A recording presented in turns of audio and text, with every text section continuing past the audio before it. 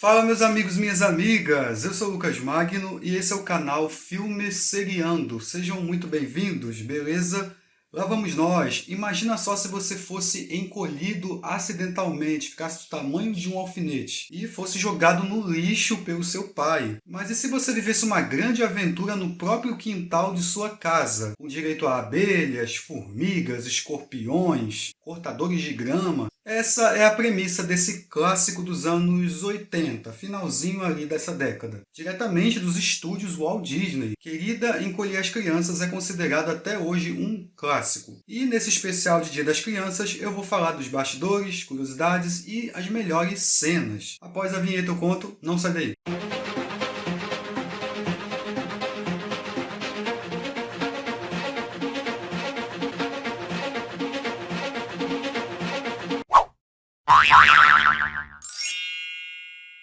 Honey, I Shrunk the Kids, ou Querida, Encolhi as Crianças, de 1989. A direção ficou a cargo do Joe Johnston. Esse foi o seu primeiro trabalho. Depois ele dirigiu Jumanji, de 95, outro clássico, O Céu de Outubro, de 99, Jurassic Park 3, de 2001 e Capitão América, o Primeiro Vingador, de 2011. Entre outros, esses são os mais conhecidos mesmo. A Walt Disney queria o Stuart Gordon como diretor. Eles chegaram a dar algumas dicas para ele que queriam fazer tipo um ET, igual ao do Spielberg. No entanto, ele ficou doente e teve que sair do projeto. E aí recomendaram o ex-diretor de arte da ILM, o Joe Johnston. Ele sugeriu algumas mudanças no roteiro, que achou muito pesado em efeitos especiais e carente de personagens dimensionais. E aí o Tom Schumann foi chamado para uma pequena reescrita. Aí o roteiro ficou a cargo do Stuart Gordon, do Brian Yuzna e do Ed Narra. Depois que foi pai, o Stuart Gordon queria dirigir um filme infantil. Para quem não sabe, ele dirigiu Reanimator, de 85, outro clássico aí. O filme foi fortemente influenciado por um filme dos anos 50, O Incrível Homem que Encolheu. A primeira ideia da Walt Disney seria o título Teeny Weinies, porque apelaria para um público infantil. E aí os roteiristas acharam melhor mudar isso. Aí escolheram The Big Backyard, o Grande Quintal. Esse era o favorito da Disney, com a intenção de atrair todo tipo de público. E aí, Querida Encolher as Crianças foi escolhido por conta da fala do Wayne no filme, quando ele anuncia para a esposa, eu encolhi as crianças. A empresa não estava muito confiante na ideia do Gordon. Segundo ele, a empresa estava com medo dele matar crianças no filme. E ele respondeu, eu não quero matá-las, mas quero fazer o público pensar que vão morrer.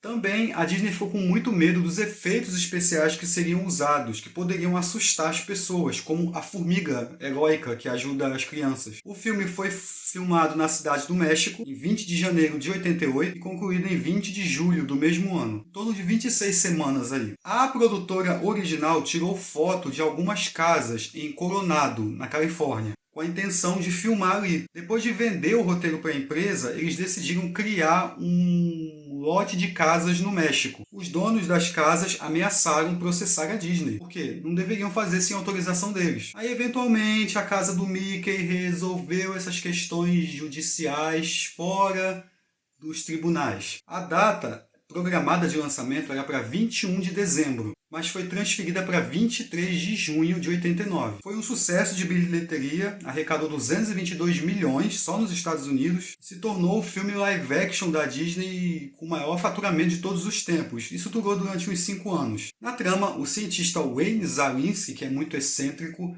está criando uma máquina com o poder de diminuir qualquer coisa. Acontece que essa máquina acidentalmente diminui seus 2 filhos e os filhos dos vizinhos. Agora, os adolescentes vão ter que se defender no quintal da casa, enquanto o pai procura uma solução de reverter isso. Antes de começar a falar do filme, vou pedir para você se inscrever no canal, comenta aí se você gosta desse clássico, se você assistia na televisão, você gosta das sequências, você é fã de qual cena, você acha os efeitos especiais bem feitos. Também não se esqueça de ativar o sininho para não perder nada. Me dá dicas também de outros filmes para trazer para o canal. E se você estiver gostando, dá uma curtidinha aí que me ajuda bastante. Minhas redes sociais também estão à disposição aí. Lá eu coloco muitas coisas com séries, filmes, coisas do canal.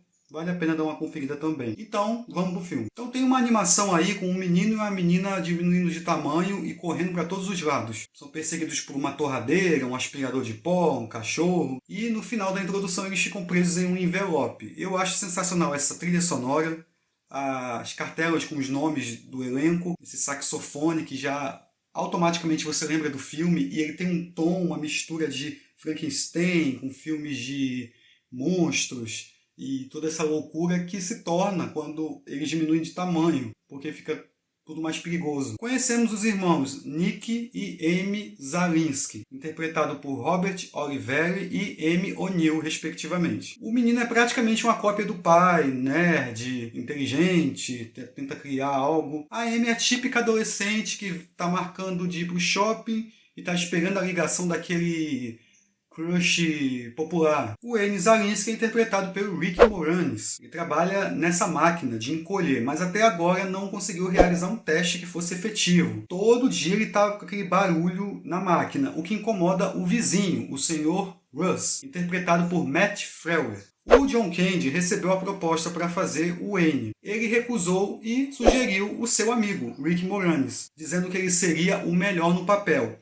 Ele fez a mesma coisa em Caça-Fantasmas de 84, eu comentei isso lá no vídeo. O Chevy Chase também foi cotado, o Martin Short também foi cotado. O Wayne não tem sucesso nesses testes, tanto que ele destrói uma maçã. Isso é bem estabelecido porque a gente não sabe o risco desse laser quando as crianças encolhem e depois no final, quando vão voltar ao tamanho normal. Fica uma tensão. Tem a Diane, a esposa, interpretada pela saudosa Marcia Strassman. Ela faleceu devido a um câncer de mama. O casal parece que não está muito bem, então brigados. Isso a Amy fala com o Nick. Vamos ao restante dos vizinhos, os Thompson. O Russ Jr. é interpretado pelo Thomas Wilson Brown. O Ronald é interpretado pelo Jarrett Huston. A May é interpretada pela Christine Sunderland. O roteiro estabelece que os vizinhos não são tão próximos, eles só falam o necessário. Só que o Sr. Russ briga muito com o Wayne. Ele tem uma crítica ali por conta desse barulho que ele faz e ser esse cientista maluco. Acho engraçado que tem uma cena que o Sr. Russ vê a Amy dançando e diz: que família estranha. E depois é o contrário. A família do Wayne diz que a família dos Thompson é estranha. O Russ Jr. é afim da Amy, tanto que ele a vê dançando, tem uma quedinha por ela. E tem uma questão ali de ter sido expulso do time de futebol americano. E não tem uma relação muito boa com o pai. O pai é meio durão e meio bronco, então é muito legal ali. No início tem uma treta ali por conta dele ir pescar ou não com a família. O Keith Coogan fez testes para o papel do Russ Jr., mas ele preferiu fazer outro filme, também da Disney, Cheetah, Uma Aventura na África, lançado em 89. Ele fez testes para esse filme e acabou com o papel principal. Mesmo interpretando o pai dos adolescentes, o ator Matt Frewer é apenas 14 anos mais velho que o ator que faz o Russ Jr. Ele é 16 anos mais velho que o Jared Huston, por exemplo. A Christine Sunderland era apenas 17 anos mais velha que eles. O Rick Moranis era apenas 18 anos mais velho que a Amy O'Neill. Estabelece ali também o cortador de grama. O Nick pede ao amigo Tommy que vá mais tarde ou no dia seguinte cortar a grama em troca de um pacote de biscoitos. Mais tarde, esse cortador de grama é usado no clímax. O Wayne tem uma apresentação para falar sobre o seu trabalho com essa máquina, mas não dá certo. O pessoal debocha, levanta da cadeira e acaba demitido. A Diane é corretora de imóveis. O Ronald acaba acidentalmente acertando a bola de beisebol na janela do sótão que bate na máquina e a ativa, e ela começa a diminuir as coisas, o sofá do Wayne. O Russ flagra o que o irmão fez e o leva até os vizinhos. Nick e o Ron vão ao sótão e acabam encolhidos. Depois a Amy e o Russ Jr. Outro personagem importante é o cachorro, o Quark. Ele tem um papel muito importante. Ele que as crianças chamam para ir até o gramado. Ele que no final morde a perna do Wayne e revela que o filho está ali na colher. Quark é uma partícula elementar e um constituinte fundamental da matéria. Quarks se combinam para formar partículas compostas chamadas hadrons, as mais estáveis, que são prótons e nêutrons, os componentes dos núcleos atômicos. Quando o Wayne chega, a máquina para de funcionar, porque a bola de beisebol cai dela. Ele não vê mais o sofá e as crianças fazem sinal para ver se ele ouve. Eu acho difícil. E eu gosto dessa perspectiva da visão das crianças olhando para cima, a máquina bem distante. A direção aqui foi bem legal para dar essa sensação de tudo maior, tudo gigantesco. E os efeitos não envelheceram mal. E o Wayne, com raiva, começa a quebrar a máquina. Eu gosto dessa cena, as peças caindo e as crianças correndo. Depois ele varre tudo, aí a gente vê a vassoura, eles se agarram nas cerdas. E aí acabam sendo jogados dentro do lixo. Ele nem viu o que aconteceu. Aí ele caminha até o jardim e coloca lá na rua. Eu gosto desse cenário do quintal, as gramas gigantescas, os brinquedos do Nick espalhados. Mais pra frente eles dormem em uma peça, né, de brinquedo. Tem uma cena bem legal. Os meninos escalam uma planta, o Nick acaba caindo numa flor cheia de pólen. E aí vem uma abelha. O Russ pula para ajudá-lo. Quase que o Wayne os acerta com um bastão. Esse bastão é que é importante, porque aí o cientista desconfia que tem algo errado, porque o filho não joga beisebol.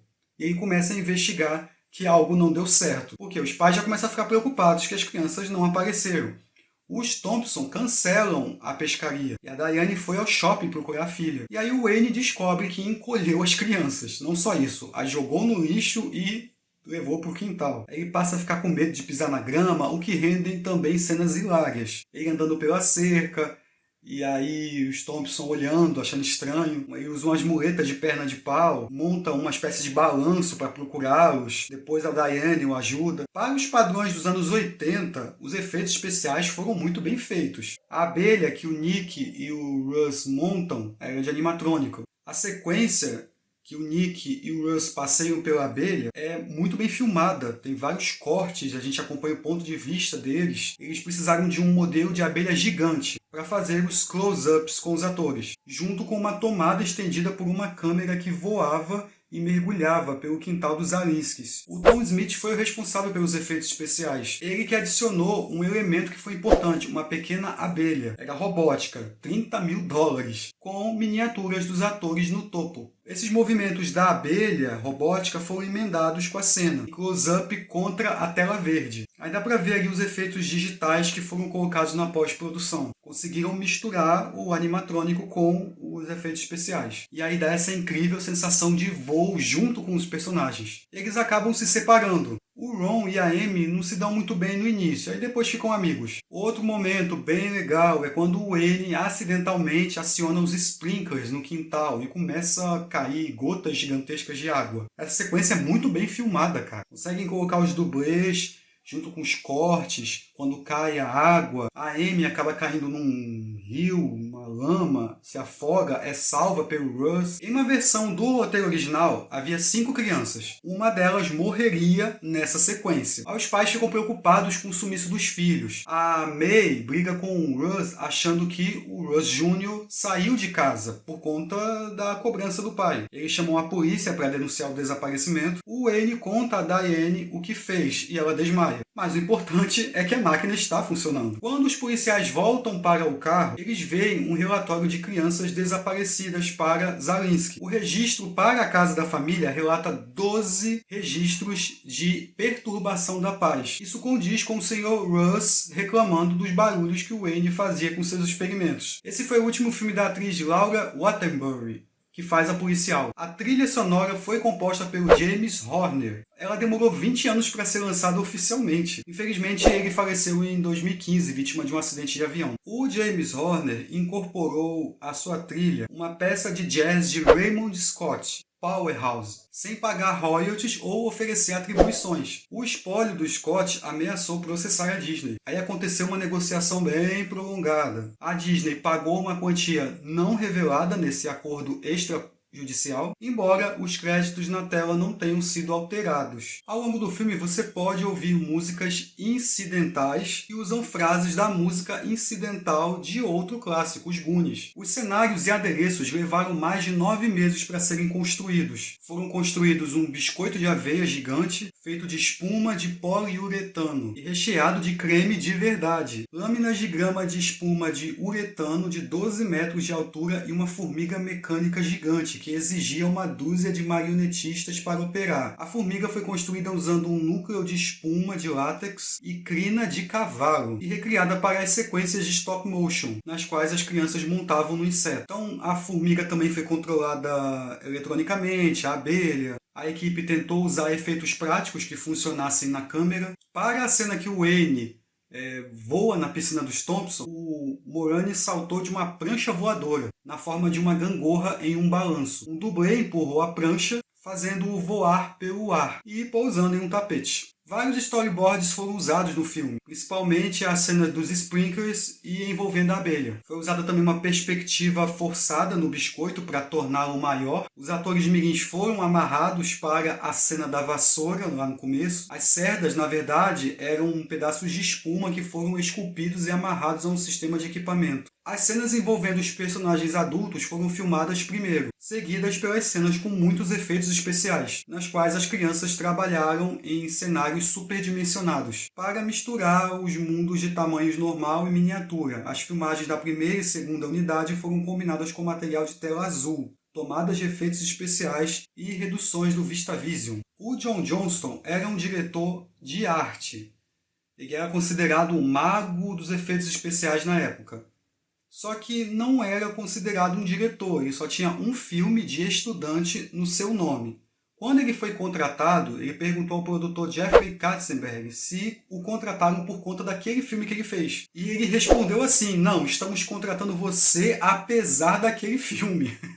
Com o sucesso desse filme, ele teve a oportunidade de comandar outro filme da Disney, The Rocketeer. Tem a cena que encontram o biscoito gigante, eu acho muito legal. Eu acho o efeito muito bem feito ali, prático, como eu falei, é creme de verdade. A formiga que passa a acompanhá-los, depois aparece aquele escorpião e a mata. Uma cena bem triste. Foram construídas várias versões para essa formiga. A maioria das cenas que as crianças interagem com ela envolve um grande boneco robótico, cujas pernas, olhos, cabeças e antenas são todos controlados por membros separados da equipe. O Peter Zamora foi o assistente de miniaturas, e ele conta tudo isso num making-off do filme. É estabelecido que o Russ estava tentando parar de fumar, o pai, né? E aí tem aquela cena que ele joga o cigarro no quintal, acho também muito bem feita. E funciona para as crianças criarem as tochas para andarem à noite. O N e a Diane contam aos Thompsons o que aconteceu. Eu gosto do Sr. Russ, ele é muito bronco, ele fala umas coisas sem pensar, a May fica ali controlando, e toda essa confusão serve para aproximar mais o Wayne e a Diane. Ele começa a consertar a máquina. E tem a cena do cortador de grama, para mim é sensacional. O Tommy vai lá fazer o serviço que tinha combinado com o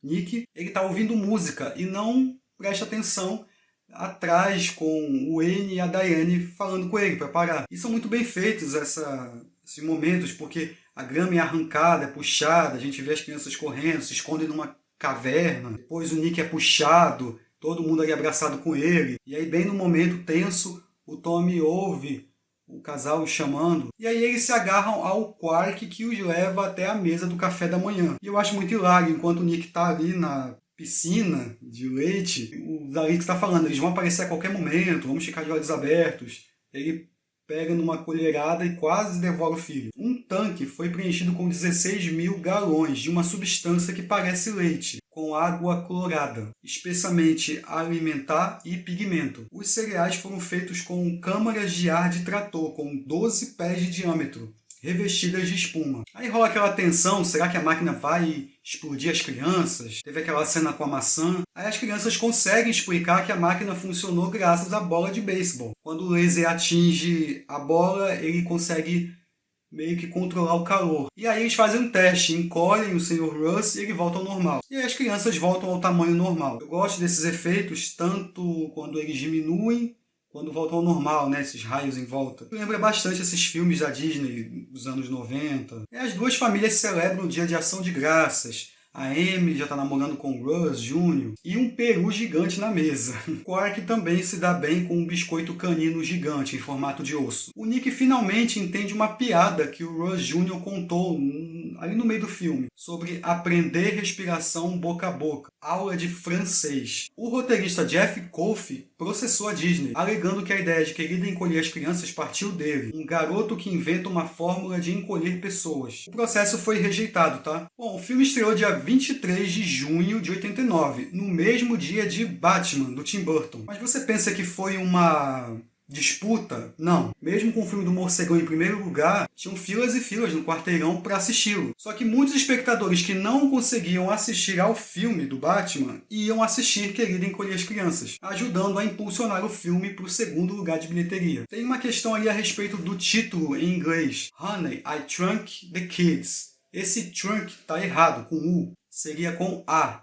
Trunk. E aí uma sociedade gramatical lá dos Estados Unidos fez piada com isso. Até rendeu um prêmio para os produtores. Só que o executivo da Disney foi em defesa do projeto e rebateu dizendo que o erro foi deliberado, pois foi tirado de uma linha de diálogo do filme. Claro que isso pouco importou para o filme. Foi o 125º filme live action da Disney. Quem assistiu ao filme no cinema deve se lembrar de uma animação que rolou antes, Chum Trouble, estrelado por Roger Rabbit. Dura em torno de 7 minutos. Foi o primeiro curta da Disney em quase 25 anos. E com o objetivo de aumentar a popularidade de vários personagens, que a gente conhece muito bem, Mickey, Pato Donald. Lembrando que teve o filme do Uma Cilada para Roger Rabbit. E Querida Encolher as Crianças é basicamente um filme de terror. Considere aí um cientista maluco, os insetos gigantes, uma quase morte por um cortador de grama e o pesadelo freudiano de um pai devorando o filho, quase. Um aceno para filmes de terror. Isso foi intencional do Gordon, como ele tinha dirigido Reanimator. Tivemos as sequências Querida, Estiquei o Bebê, de 92, eu até gosto. Querida, Encolhi a Gente, de 97, eu não gosto desse filme, mudaram os atores. Desde 2019 fala-se de um remake, reboot,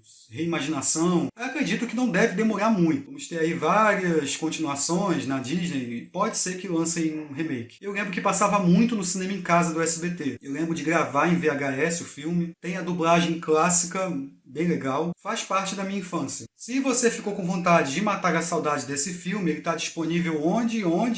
No Disney Plus. É isso aí, pessoal. Isso que foi Querida Encolher as Crianças. Espero que vocês tenham gostado do vídeo. Se eu esqueci alguma curiosidade, pode comentar aí. Você é fã do filme? Qual a melhor cena para você? Os efeitos especiais. Você acha que vai ter um remake, um reboot, uma continuação? Muita gente pergunta pelo Rick Moranis, né? Ele está aposentado. Eu lembro que ele tinha parado de atuar nos anos 90. A esposa faleceu e ele teve que cuidar dos 2 filhos. Fez algumas participações na TV. Aproveita também, mais uma vez eu peço, se inscreva no canal, ativa o sininho para não perder nada. Se gostou do vídeo, dá uma curtidinha aí que me ajuda bastante.